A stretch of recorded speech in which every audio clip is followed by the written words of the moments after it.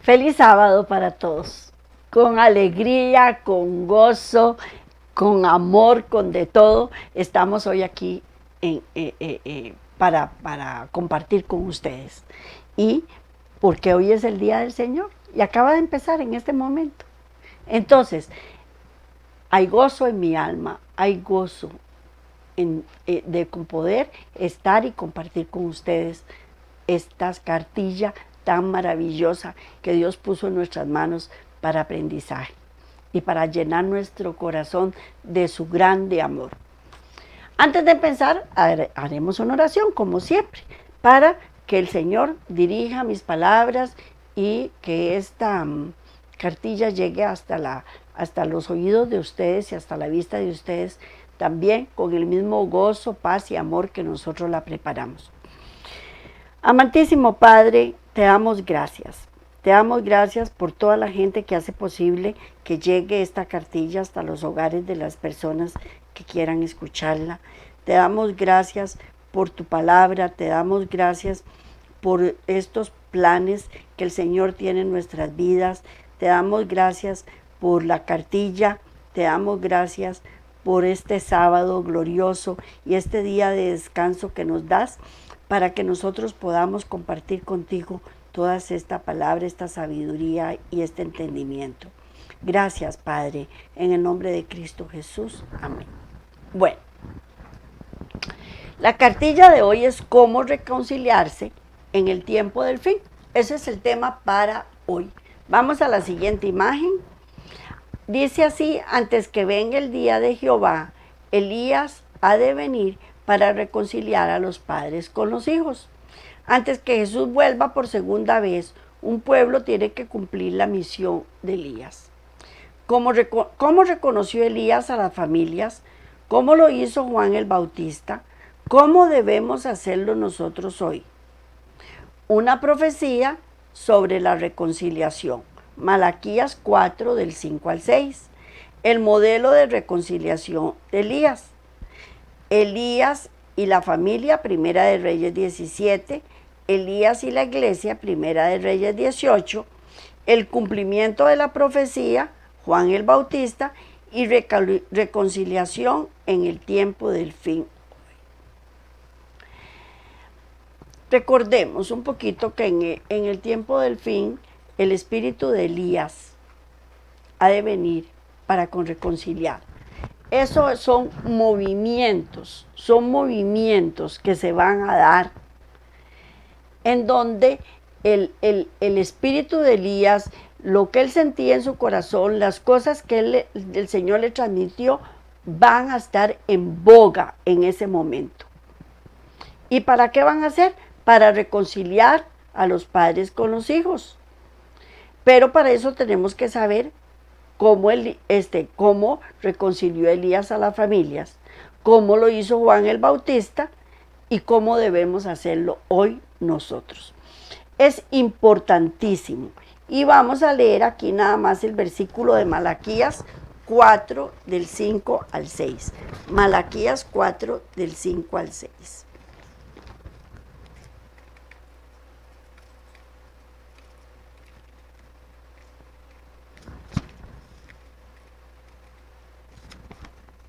Malaquías 4, del 5 al 6 dice: y aquí yo os envío el profeta Elías antes que venga el día de Jehová grande y terrible.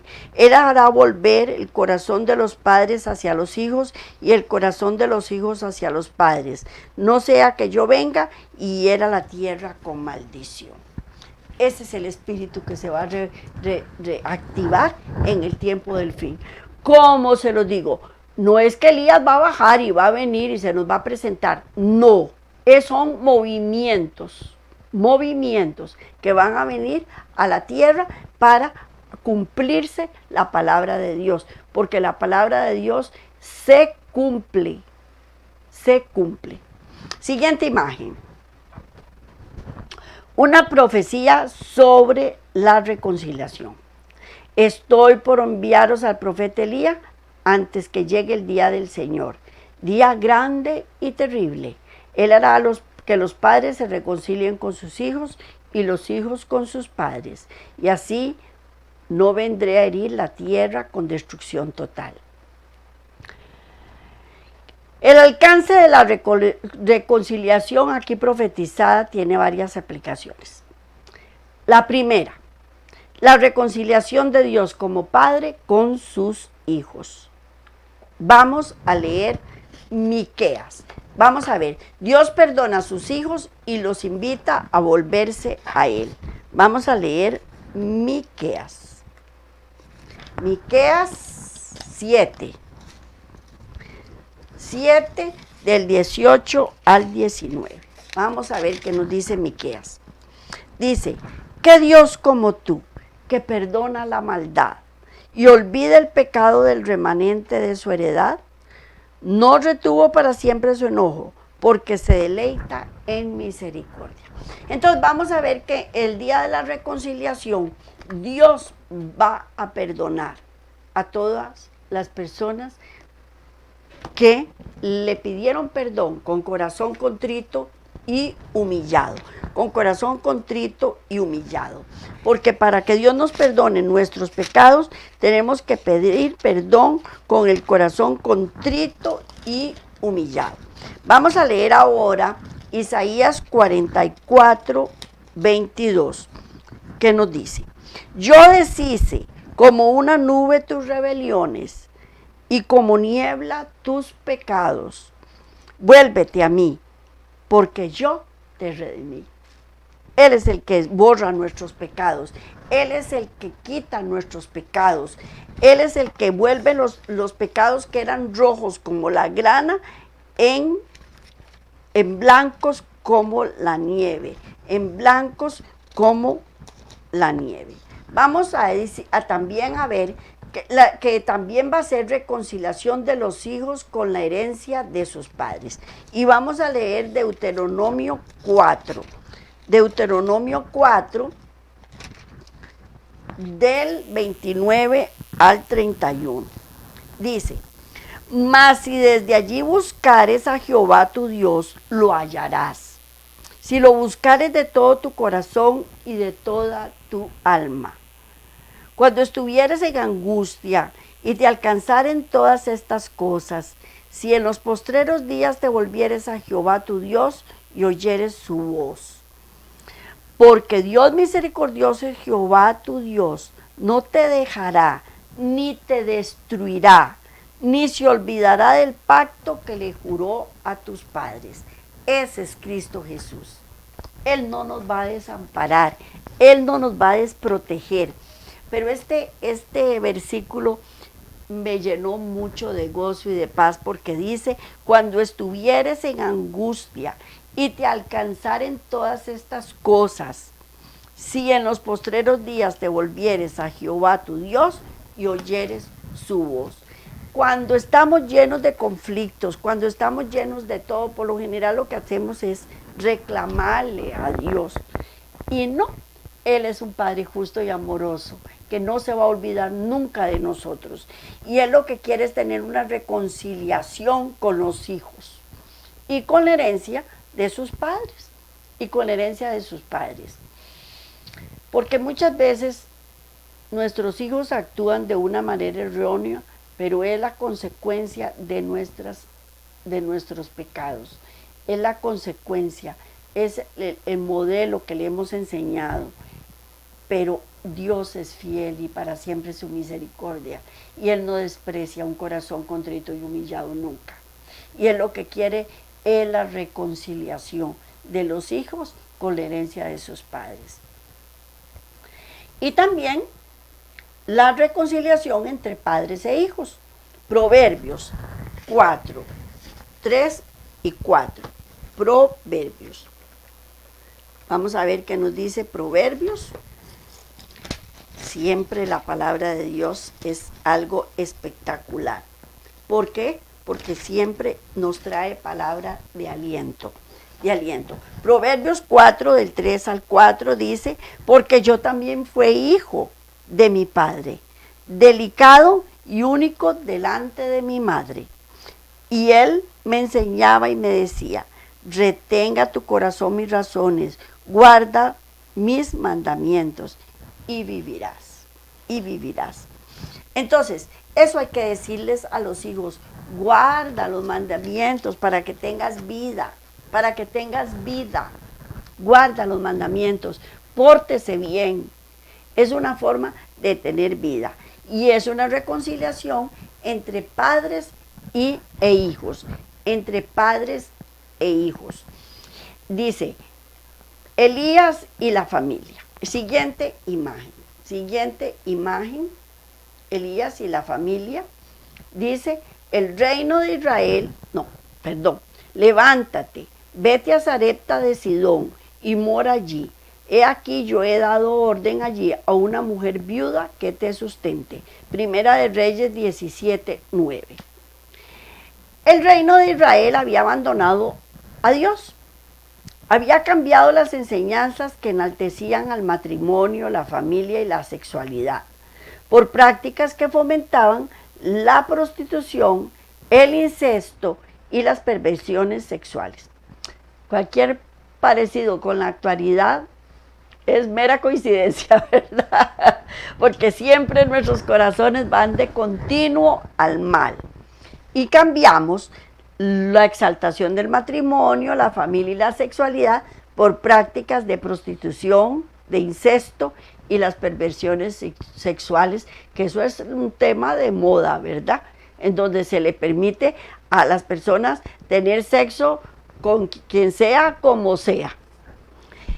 Elías fue llamado a condenar estos males y debió huir para salvar su vida. Ok, veámoslo en la actualidad. ¿Qué pasa cuando nosotros nos rebelamos contra las leyes que se están aprobando en la actualidad en Costa Rica, en el gobierno? Todo el mundo se nos viene encima. Todo el mundo se nos viene encima. Nos tratan de homofóbicos, nos tratan de todo, nos dicen. De todo nos dicen. Si uno le dice a una muchacha que no puede tener hijos, tenga paz, espérese. Dios tal vez le va a bendecir y va a tener un hijo. Y bueno, se le viene a uno encima. En una oportunidad conocí una muchacha que ella tenía un hijo. Ya era un muchachito de como 13, 14 años. Y ella quedó embarazada. Y ella estaba muy ilusionada porque le costaba mucho quedar embarazada. Estaba demasiado ilusionada. Y un día la veo allá hecha un puñito, toda triste y compungida. Y me dice, ¿qué le pasó? Me dice, perdí mi bebé. Perdí mi bebé. Y se me puso a llorar. Y en ese momento el Señor trae a mi mente que ella iba a tener otro bebé. Entonces le dije, no se preocupe, tal vez Dios la pruebe con otro bebé, usted va a tener otro bebé. Yo sé que un bebé no sustituye a otro, que usted estaba muy ilusionada, pero va a tener un bebé. Y ella en ese momento me creyó. Pero pasó 1 año y 2 años y la muchacha no quedaba embarazada. Y un día llegó muy brava a reclamarme y me dice, usted me dijo que yo iba a tener otro bebé y estas son las horas que no he podido quedar embarazada. ¿Cómo es posible que usted me haya hecho eso? Y le dije, tenga paz, espérese. Bueno, la cuestión es que yo no volví a ver a la señora durante muchos años. Y bueno, varios años pasaron y yo no la volví a ver a ella. Un día vengo ahí en un comercial, en un centro comercial, vengo caminando y un chiquito viene hacia donde estoy yo y me agarra por la pierna. Entonces ya yo le hice cariñito al bebé y en eso vuelvo a ver a la señora que venía detrás del bebé y era la señora. Y le digo, ay, ¿cómo estás? Y me dice, no vio, me dice que tengo ya el bebé que Dios me prometió. Es algo increíble, pero cuando uno trata estos asuntos, la gente se vuelve en contra de uno y En ese momento, Elías fue llamado a condenar estos males y debió huir para salvar su vida. Si en este momento nos ponemos en contra de la fertilización in vitro, porque no es dentro del plan de Dios o por otras leyes que se están aprobando, el mundo se nos viene encima. Al arreciar la sequía fue puesto en contacto con una viuda en cuya casa se hospedó. Elías. Y vamos a leer Lucas 4:26. Dice así. Lucas 4:26. Dice así. Pero a ninguna de ellas fue enviado Elías, sino a una mujer viuda de Sarepta de Sidón. A ella fue la que mandó. Y vamos a leer Miqueas. Vamos a ver, ¿dónde está Miqueas?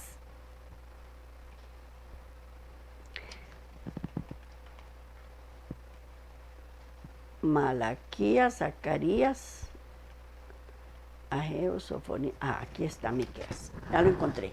Miqueas 6:7. Vamos a ver qué nos dice. Dice, ¿se agradará Jehová de millones de carneros o de 10,000 arroyos de aceite? Daré mi primogénito por mi rebelión, el fruto de mis entrañas por el pecado de mi alma.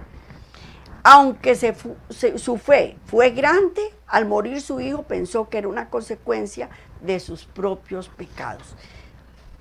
Eso fue lo que esa persona pensó.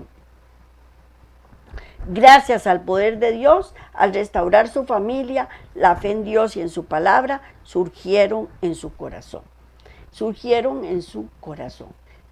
Entonces, ¿qué fue lo que pasó en esa oportunidad? Llega Elías y fue donde la viuda. La viuda tenía el niño ya enfermo porque no había comida.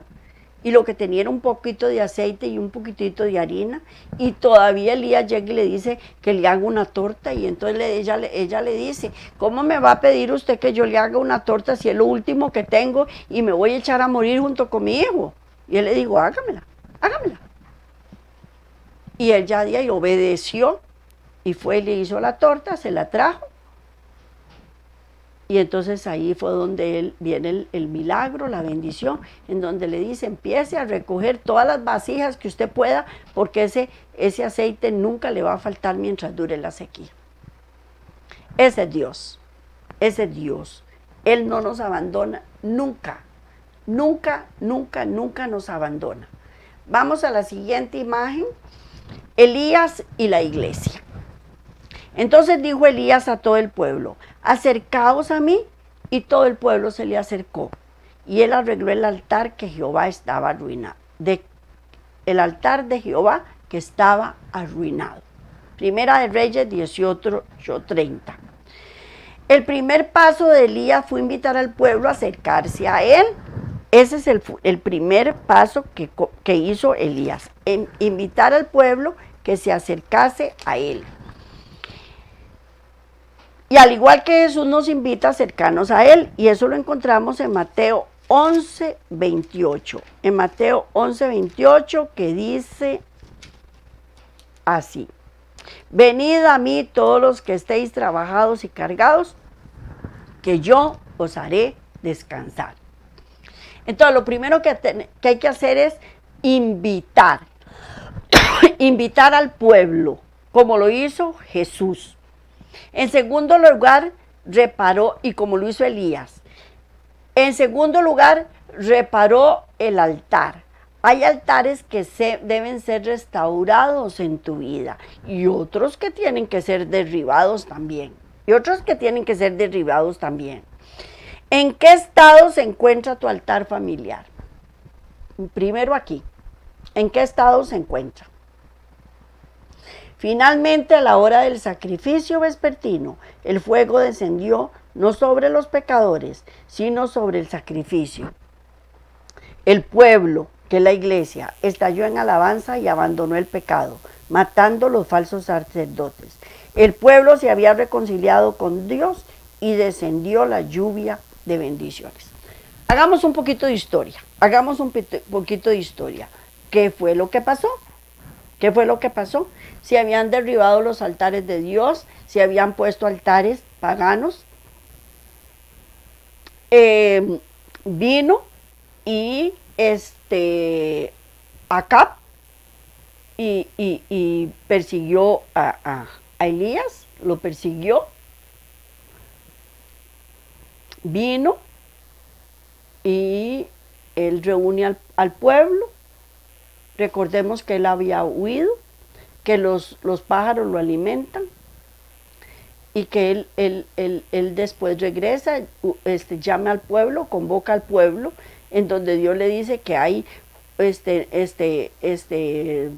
un montón de personas que no han doblado la rodilla delante de sus baales.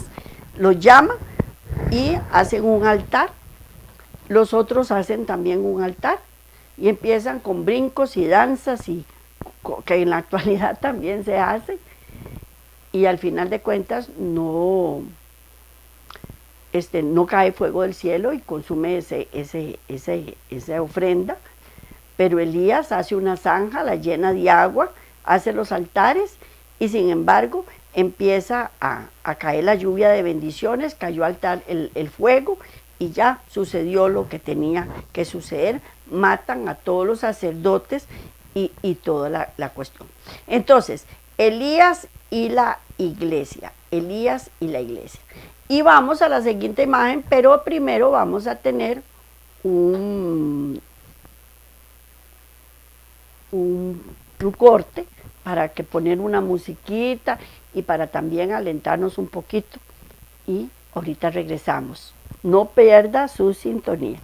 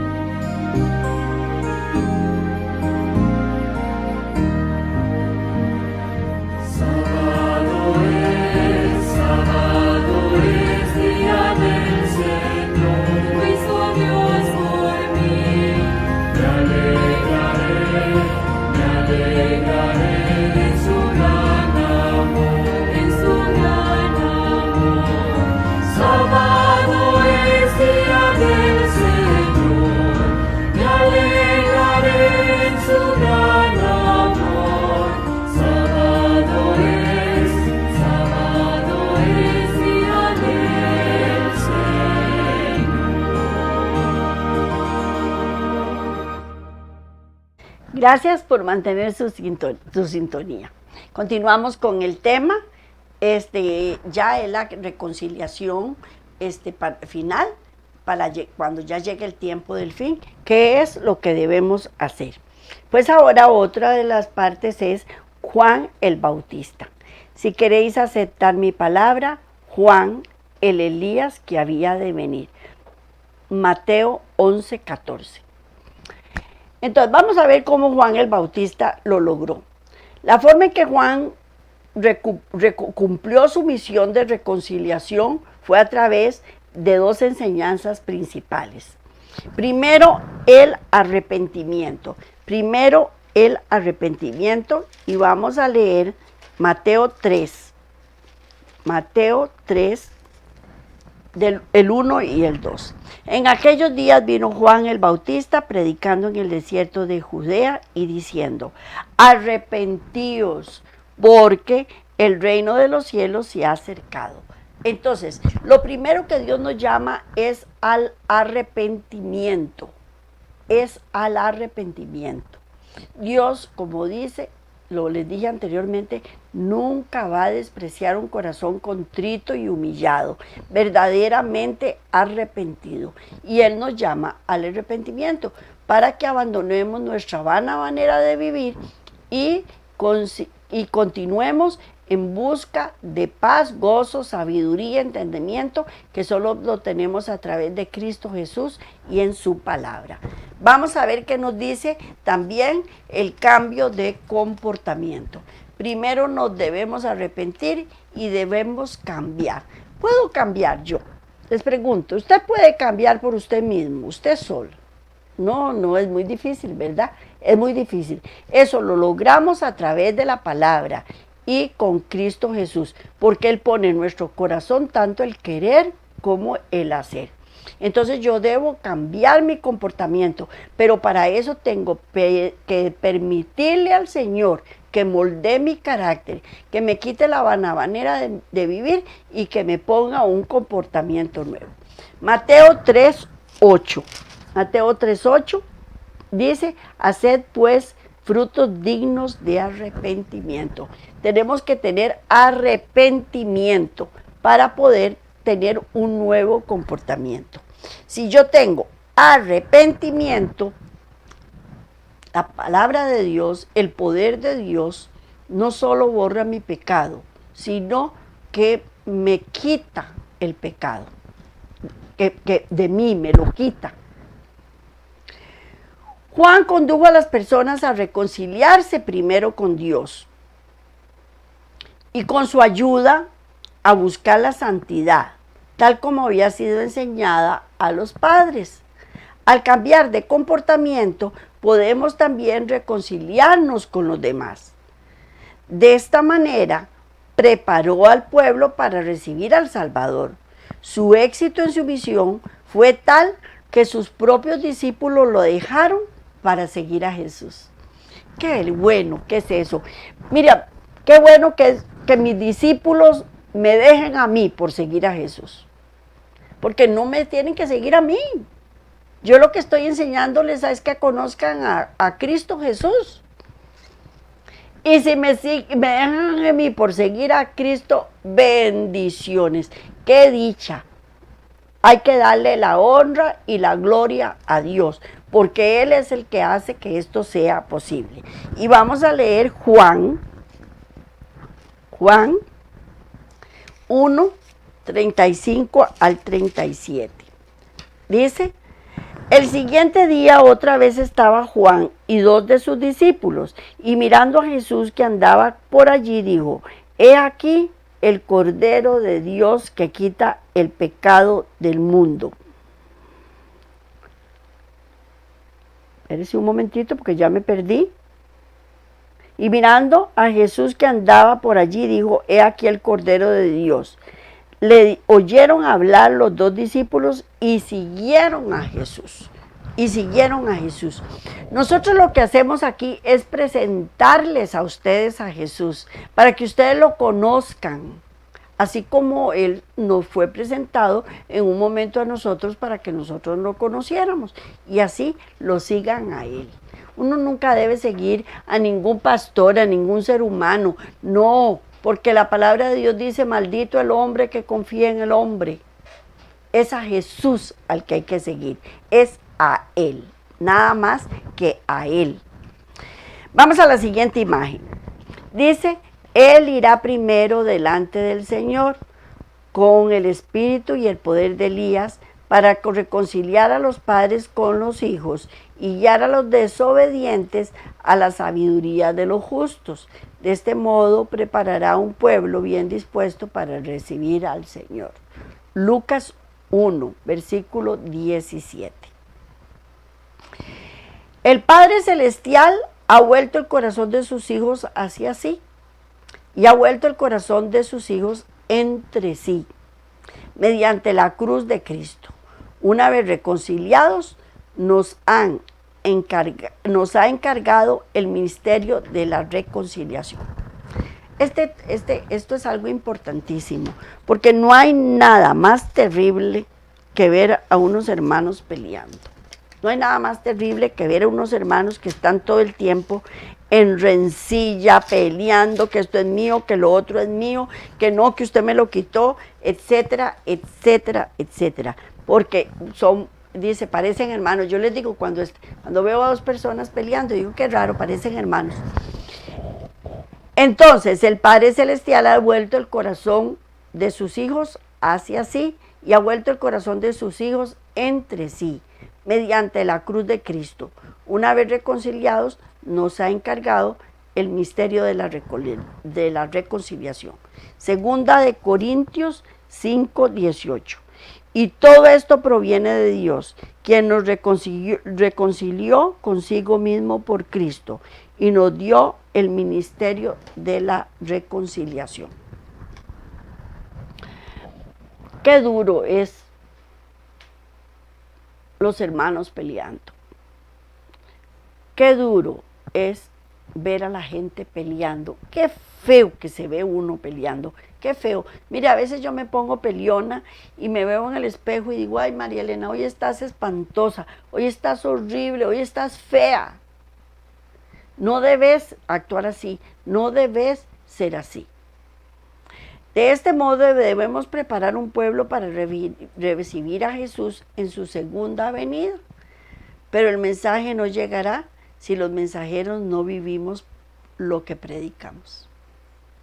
El testimonio más poderoso que podemos dar al mundo es una vida personal y familiar que manifieste el arrepentimiento, la conversión sincera, el amor y el compromiso con los demás. No es fácil, no es fácil. Estar en perfecta armonía entre hermanos, entre parientes, entre familiares, no es fácil. Solo el Padre Celestial lo puede hacer. Y aquí lo dice. Él irá primero delante del Señor. ¿Quién es Él? Cristo Jesús, con un espíritu y poder de Elías, para reconciliar a los padres con los hijos y guiar a los desobedientes a la sabiduría de los justos. El espíritu de obediencia lo da el Señor. El espíritu de obediencia lo da el Señor. Y nosotros tenemos que orar como padres, como hermanos, como tíos, como primos. Tenemos que orar por las personas desobedientes. ¿Para qué? Para que ellos se sujeten al Señor y a la sabiduría de los justos. De este modo preparará un pueblo bien dispuesto para recibir al Señor. Porque para eso es. Yo no estoy diciendo que mis hijos sean obedientes a mí para que me complazcan a mí. Que mis hermanos sean obedientes a mí para que me complazcan a mí. No.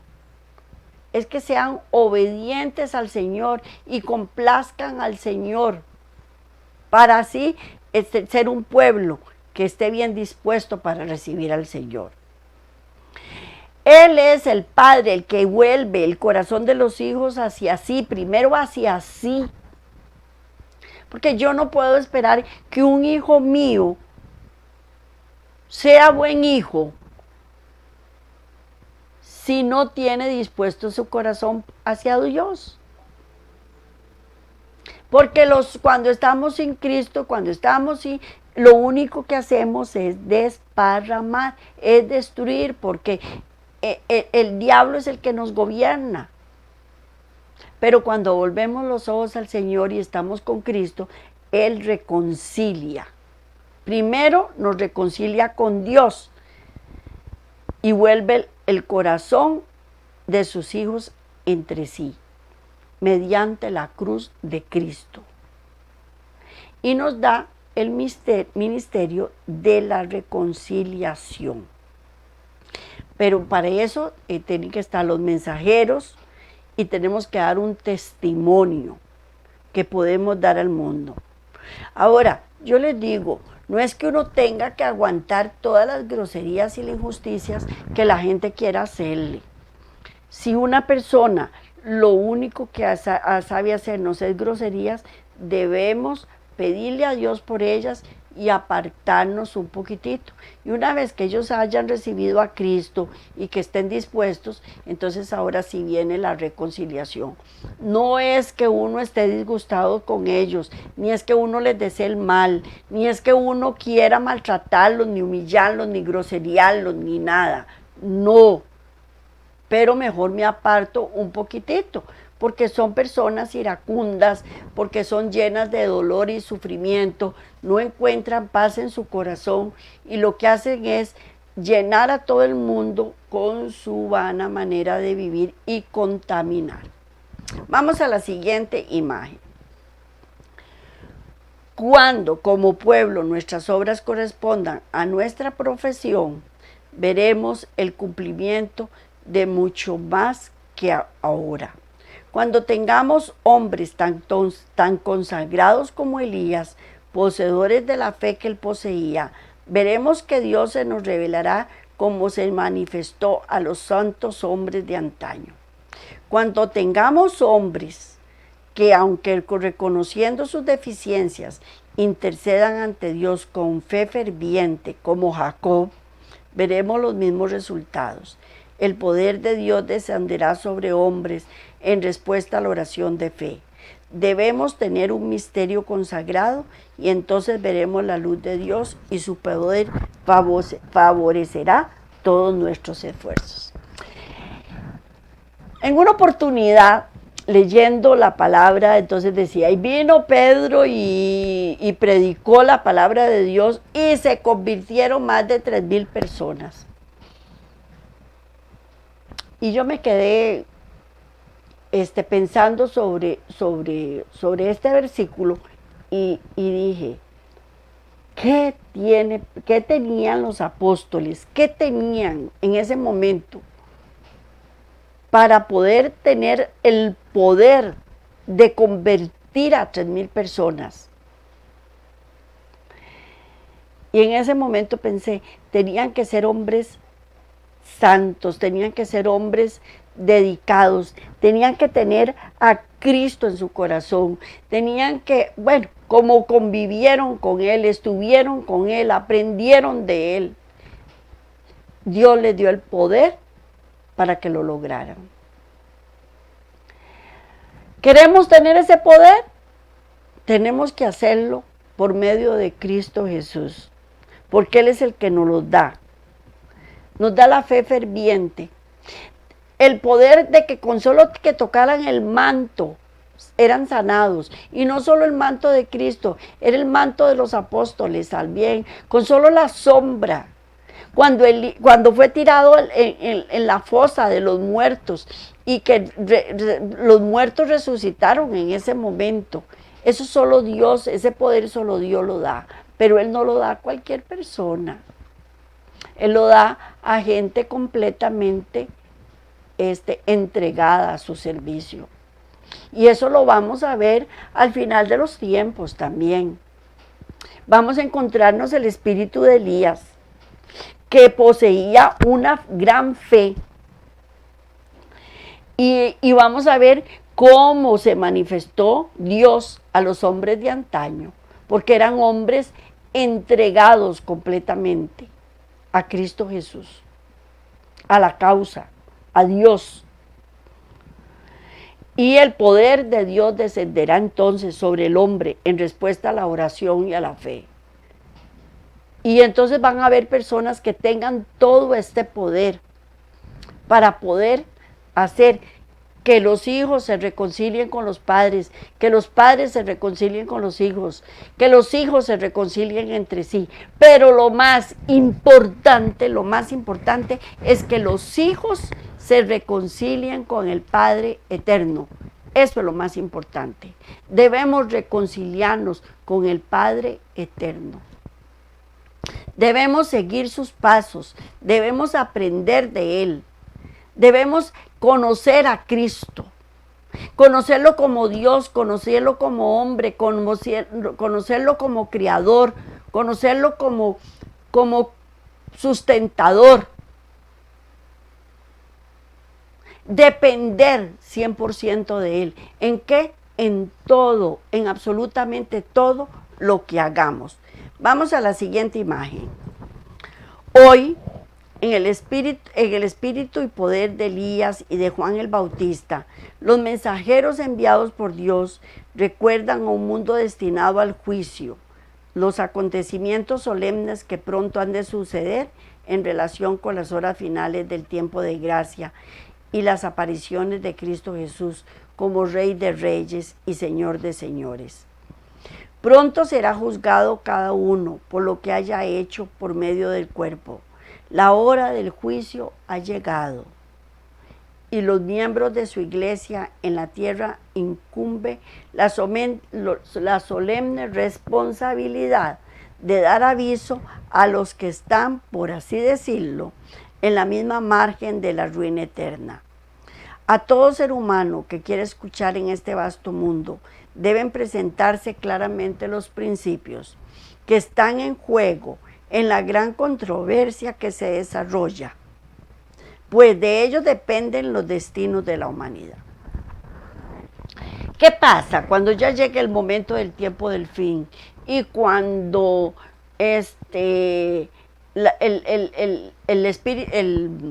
la gracia de Dios sea quitada? ¿Qué pasa cuando si nos sopesan y fuimos hallados faltos? ¿Por qué? Porque fuimos unos siervos negligentes, porque fuimos como las vírgenes fatuas que no tuvieron el aceite en sus vasijas a tiempo. Porque en ese momento vamos a salir corriendo a buscar y no hallamos. O porque nosotros fuimos salvos y nuestros hijos, nuestros seres queridos, nuestras amistades, nuestros vecinos, no. Debemos entrar seguro en caos y en desesperación. Es sumamente difícil para nosotros es ver que llegue esa hora, que llegue ese momento y que ya viene el Señor, el Rey de Reyes y el Señor de Señores, y o nos quedamos o nuestros familiares se quedan. Debe ser algo traumático.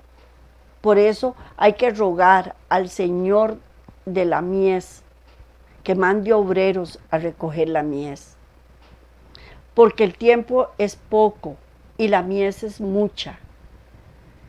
Y debemos compartir con todos ustedes. ¿Para qué? Para que ocurran todas estas cosas que tienen que ocurrir. Y es el tiempo de reconciliarse, es el tiempo del fin. Estamos prontos, estamos prontos. Debemos tener una reconciliación con Cristo. Debemos seguir el modelo de reconciliación de Elías. Cómo Elías reconcilió a la familia. Cómo Elías reconcilia a la iglesia. Somos el cuerpo de Cristo. Somos la iglesia de Cristo. Y Él quiere una iglesia santa, pura, sin mancha, sin arruga, para presentársela a sí misma. Ya estamos en el cumplimiento de la profecía. Ya falta poco tiempo. Y es el tiempo de la reconciliación, del tiempo del fin. Es el Elías de hoy, el que está pronto a venir. También debemos apropiarnos de Malaquías 4, 5, 6, en donde dice que hará que los padres reconcilien con sus hijos y los hijos con sus padres. No hay nada más triste, no hay nada más triste que no poder ver a un hijo porque está disgustado con uno. No hay nada más triste que tener un hijo alejado, un hijo que no quiere ni verlo a uno. Es traumático, es triste, pero solo Dios puede reconciliarnos. Debemos perdonar a los hijos para que nuestros hijos se vuelvan a Él, no a mí, es a Él al que se tienen que devolver. Debemos comprometernos personalmente con el pacto que Dios hizo a nuestros antepasados.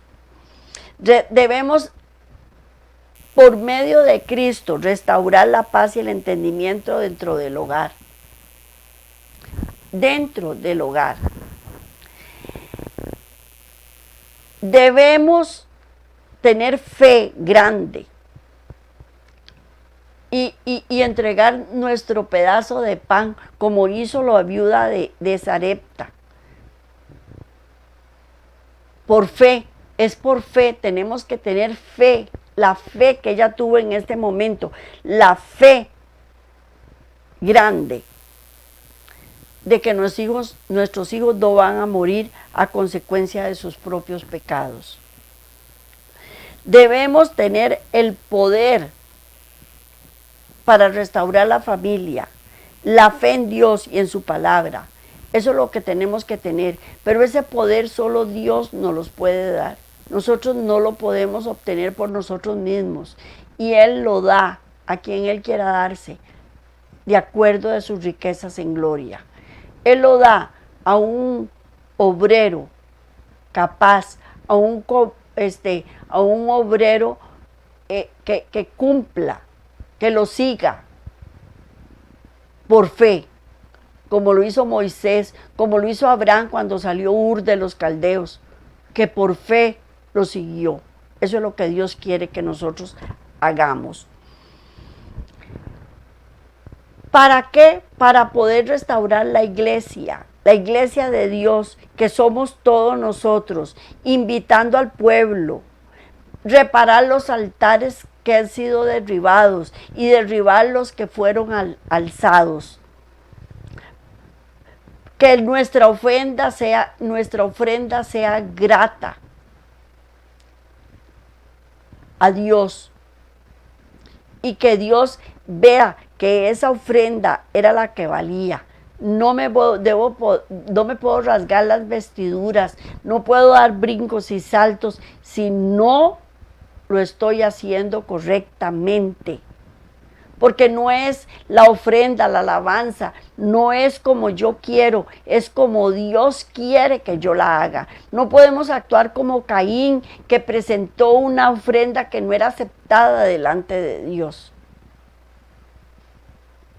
No lo debemos hacer. ¿Por qué? Porque no van a aceptar mi ofrenda. Tengo que presentar la ofrenda tal y como Dios me la pide. Debemos hacer como Juan el Bautista, llamar al arrepentimiento. Primero que todo, tener arrepentimiento yo, porque yo no puedo dar lo que no tengo. Y si yo no tengo arrepentimiento, no puedo pedirle a las demás personas que tengan arrepentimiento.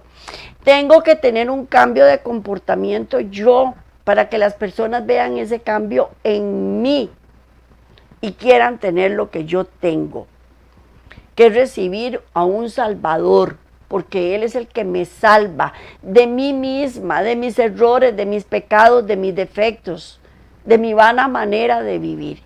Eso es lo que Dios quiere que nosotros hagamos. Tenemos que tener un espíritu de Elías, de poder. Qué difícil, ¿verdad que es? Porque para todo, primero tengo que ser como fue Elías, ser como fue Juan el Bautista, imitar a Cristo Jesús, someterme a Él, para poder tener. Miren, no hay nada más terrible que tener hijos desobedientes.